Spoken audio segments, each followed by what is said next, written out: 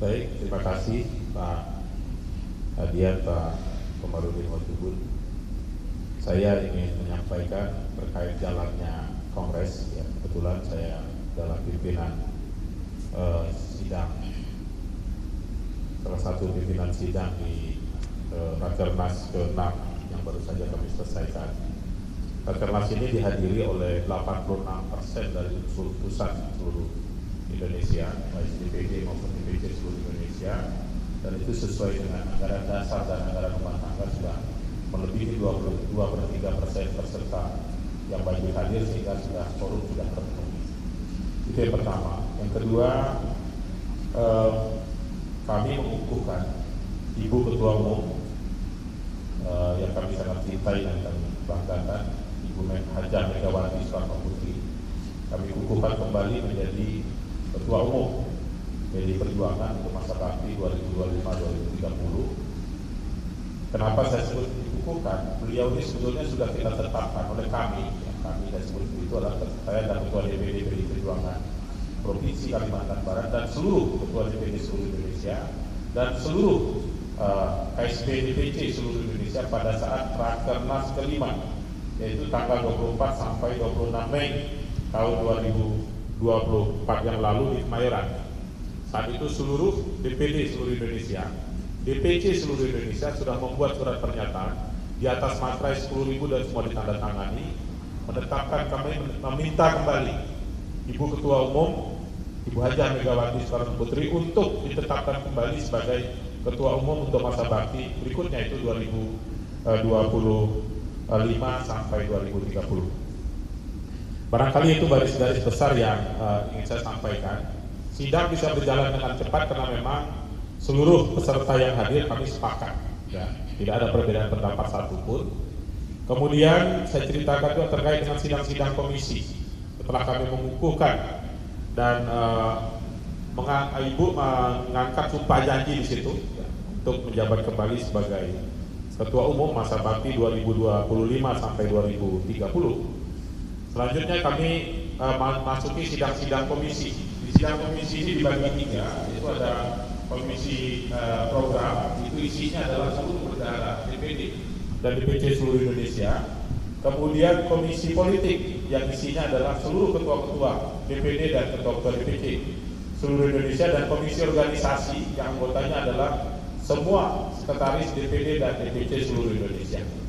Dan kami sudah menyimpulkan sikap-sikap politik yang akan kami perjuangkan di masa bakti kepengurusan 2025-2030. Tadi Ibu juga sudah menyampaikan bagian dari pidato Ketua Umum tadi adalah bagian yang kami putuskan di Kongres ke-6 yang kami laksanakan di Bali saat ini. Mungkin itu cerita singkat yang saya sampaikan dari jalannya persidangan. Terima kasih. Ya, teman-teman. Ya, teman-teman, dilanjutkan oleh Bang Komar. Iya, sekalian baru Ibu kemarin dikukuhkan, ya, dilantik, diambil sumpah persis jam 15 waktu Bali. Saya sampaikan sekalian dengan pengurus, ya, supaya sebentar jangan pertanyaan lebih banyak. Saya sampaikan kalau pengurus ini sih wajah lama masih banyak mendominasi. Jadi kalau pengurus untuk struktur lengkap DPP PDI Perjuangan tahun 2025 sampai 2030 terdiri dari Ketua Umum Megawati Soekarno Putri, Ketua Bidang Kehormatan Partai Komarudin Watubun, saya sendiri, Ketua Bidang Sumber Daya Said Abdullah, Ketua Bidang Luar Negeri Ahmad Basara, Ketua Bidang Pemenangan Pemilu Legislatif Bambang Wiryanto, Ketua Bidang Ideologi dan Kaderisasi Jarod Saiful Hidayat, Ketua Bidang Pemenangan Pemilu Eksekutif Dedi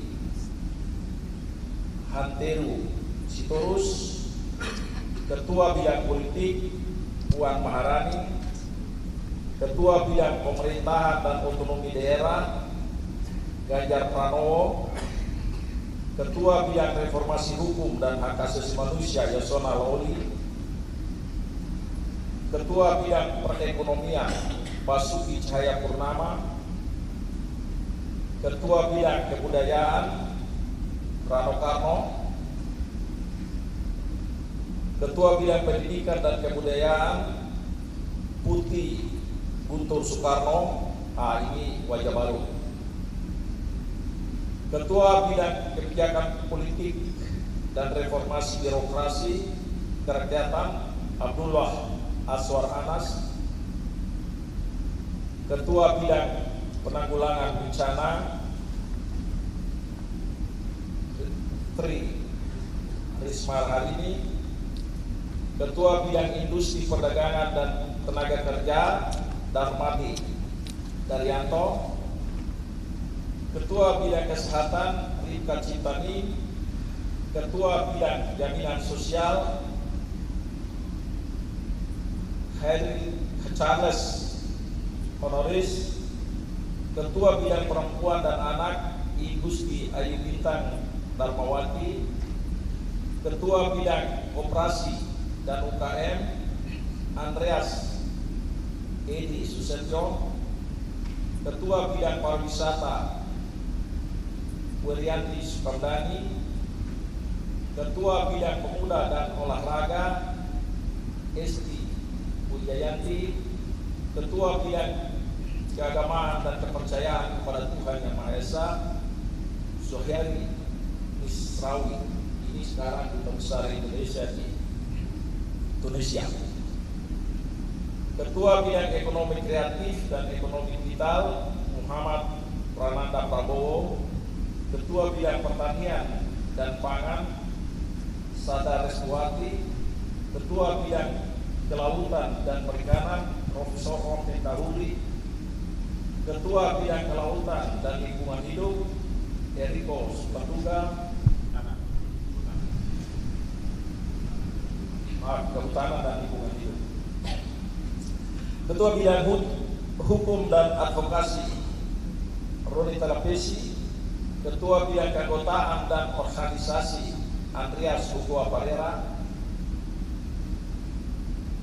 Sekretariat dan Bendahara Sekretaris Jenderal belum diputuskan oleh Ibu, masih Ibu merangkap. Wakil Sekretaris Jenderal Bidang Internal Dolfi, Wakil Sekretaris Jenderal Bidang Pemerintahan Putut Adianto, Wakil Sekretaris Jenderal Bidang Kerakyatan Sri Rahayu, Wakil Sekretaris Jenderal Bidang Komunikasi Adian yang di samping saya ini, Wakil Sekretaris Bidang Sekretariatan Yosef Aryo Adi Darmono, Bendahara Polidon Kabe tetap, Wakil Bendahara Rudi Chen tetap, Wakil Bendahara Eksternal UK Yurike. Ini baru itu kepengurusan yang diumumkan tadi oleh Ibu Megawati Soekarno. Terima kasih. Selanjutnya silakan. Ya, teman-teman, untuk pengantar sebagaimana diminta sudah disampaikan. Sekarang menurut saya kita bisa langsung pada tanya jawab saja. Teman-teman mau menanyakan apa, tapi kita batasi materinya hanya terkait dengan acara yang baru berakhir hari ini. Di luar itu bisa dilakukan doorstop atau lain waktu. Clear ya? Oke. Lanjut, siapa mau duluan? Pak. Pakai gini aja. Terima kasih ya. Enggak usah, Pak. Iya dong, Mas, pakai dong. Jalan-jalan. Selamat sore, saya Putu dari Kompas TV. Mau ada dua pertanyaan. Tadi kan Bang Komar bilang di awal ada antisipasi akan ada gangguan, akan diobok-obok dan lain sebagainya. Nah, setelah sudah berjalan selama 2 hari ini, apakah memang ditemui ada gangguan-gangguan tersebut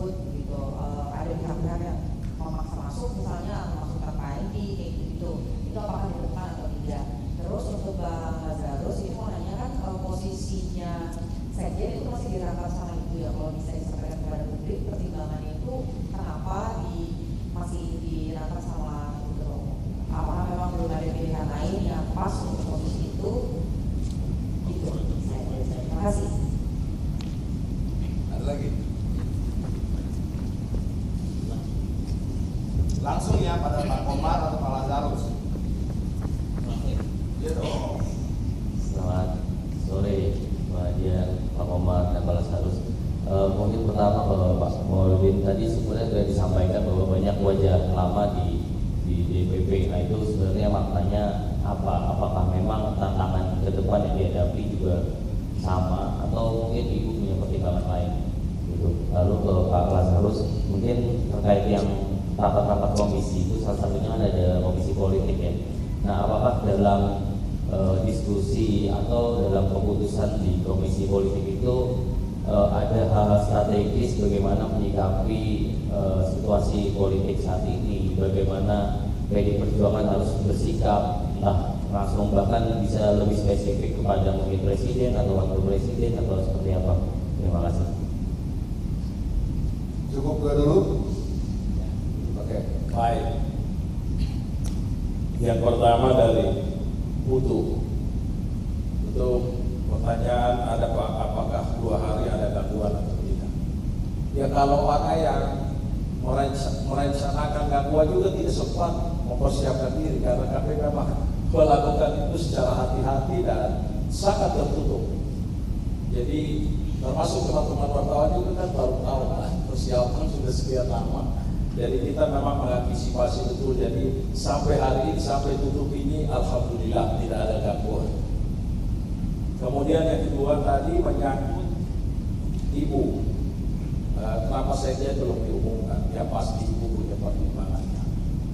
Pertimbangan lebih matang lah untuk baik untuk kepentingan internal partai maupun kepentingan yang lebih besar. Itu yang terakhir. Akan bertahan sampai nanti akhir 2030 atau mungkin ada perubahan rangkap jabatannya Ibu? Saya kira Ibu pasti ada punya pertimbangan. Waktu di mana pasti ada putusan tertanya. Lalu menyangkut ini Pak Lazarus bilang saya langsung jawab. Pak Lazarus agak berat ya. Ya, baik. Kalau isi dari rapat komisi bidang politik ya, saya sampaikan saja. Kami tentu ada panduan dari DPP Partai itu yang pertama. Kedua, suara-suara dari DPC, kemudian DPD, semua kita rangkum tentang seperti apa sikap yang harus kita ambil. Tentu arahan umum dari Ibu Ketua Umum sudah menyampaikan kepada kami pada saat pelaksanaan dari mulai dari BIMTEK ini kan rangkaiannya ada BIMTEK dulu kami kemarin tanggal 30 Juli ya. Selanjutnya di waktu di BIMTEK itu Ibu sudah menyampaikan arahan secara umum bahwa pertama kita mendukung pemerintahan Presiden Prabowo Subianto.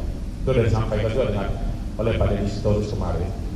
Tetapi kita dalam mendukung pemerintahan ini kita sebagai penyeimbang.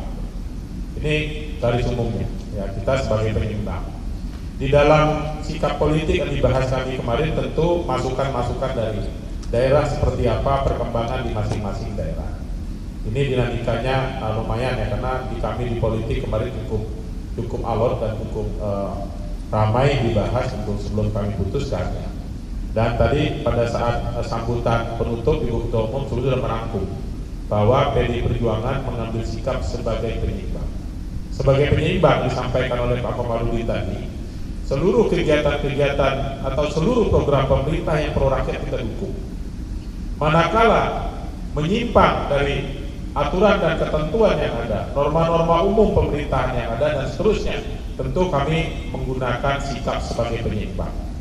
Dan bahasa yang bisa kita tangkap ketika Ibu Ketua Umum mengatakan kita sebagai penyeimbang, tentu kita lebih lanjut mungkin nanti ditanyakan Pak Komar seperti apa sikap penyeimbang ini. Tapi yang kami pahami, yang kami bahas kemarin adalah kita mendukung pemerintahan Pak Prabowo Subianto, tapi kita tidak ada dalam pemerintahan. Seluruh program-program yang pro rakyat kita dukung. Yang program-program yang mungkin dalam tanda kutip kami anggap tidak terlalu memberi manfaat yang besar bagi masyarakat dan rakyat, tentu kami akan melakukan kritisi yang tentu juga sifatnya yang kritik yang sifatnya membangun. Saya rasa itu barangkali secara umum yang dapat saya sampaikan perkembangan di isi daripada rapat komisi di bidang politik tadi. Terima kasih. Cukup atau ada lagi? Ya. Gimana tadi? Halo ini halo. Ya, Mek. Izin mau tanya ke Bang Komar, Bang, skema struktur kepengurusan ini, Rizky dari Republika, Bang Komar, Mas Adian, Pak Lazarus, mohon izin bertanya terkait struktur kepengurusan yang dipaparkan diumumkan Ibu ini, apakah sebenarnya awalnya ini Ibu menyiapkan bahwa jangan-jangan Mas Hasto ini nggak keluar gitu, masih dihukum gitu, jadi strukturnya seperti yang saat ini gitu, dan apakah mungkin dengan amnestinya Mas Hasto ini akan bisa berubah gitu struktur kepengurusan ini dengan misalnya Mas Hasto masuk ke dalam gitu. Dan yang kedua, ini akan diserah ke Kemenkumham, ke Kemenkumnya ini akan kapan? Ada tenggat waktunya nggak? Apakah berapa hari gitu akan ke Kemenkum dengan struktur lengkap gitu? Terima kasih banyak, Bang Komar. Ya,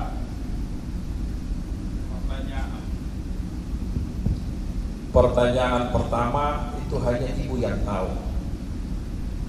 Saya kan tidak mungkin tahu pertimbangan Ibu ya. Nah itu nanti Ibu yang akan kita lihat saja ke depannya seperti apa, tapi itu hanya Ibu yang tahu itu. Kemudian yang kedua tentang mendaftarkan ke Menteri Hukum dan HAM, palingan 2 minggu 3 minggu ke depan sudah didaftarkan ke sana. Dan kita juga bagian persidangan dokumennya lengkap, jadi tinggal disampaikan ke Menteri Hukum dan HAM. Apalagi itu juga dibatasi waktu pendaftaran, kan ada sekian waktu harus sudah terdaftar. Terima kasih. Ya, masih ada lagi? Halo? Masih ada? Atau dicukupkan? Cukup? Ini angkat tangan apa jempol? Cukup? Oke. Terima kasih teman-teman semua. Tapi kalau kemudian ada yang mau doorstop dengan Bang Lazarus atau dengan Bang Komar, silakan saja.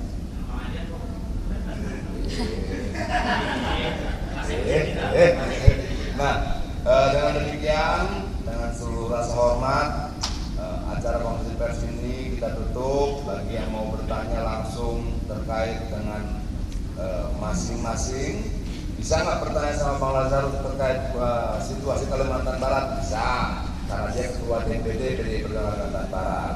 Bisa nggak bertanya sama Bang Komar terkait kehormatan anggota-anggota DPP dan partai lainnya? Bisa, karena dia ketua bidang kehormatan. Mereka seperti itu, dan hal-hal yang lain. Oh, masih ada satu. Ya Bang, izin terakhir aja mungkin ke Pak. Baru bilang Bang Adian, ampun.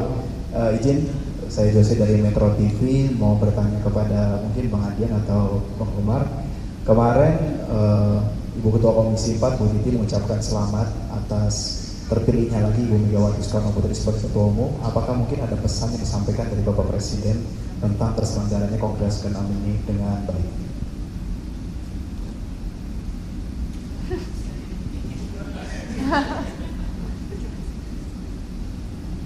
Kalau pesan, kalaupun ada pesan, saya tidak tahu kemudian itu. Saya juga hanya lihat di televisi. Tapi kalau memang ucapan begitu, saya kira tanpa pesan pasti semua orang juga bisa punya hak untuk menyampaikan ucapan. Tidak ada semua. Semangat persaudaraan, semangat kekeluargaan dalam demokrasi. Silakan. Termasuk kau juga bisa ucapan selamat buat kita. Ya, cukup. Cukup ya? Clear ya? Oke, selanjutnya teman-teman acara ini kita tutup. Bagi yang mau doorstop langsung silakan, mau bertanya yang lain-lain juga dulu. Ya. Hal-hal yang lain silakan. Sekali lagi saya ucapkan terima kasih. Merdeka. Merdeka. Boleh.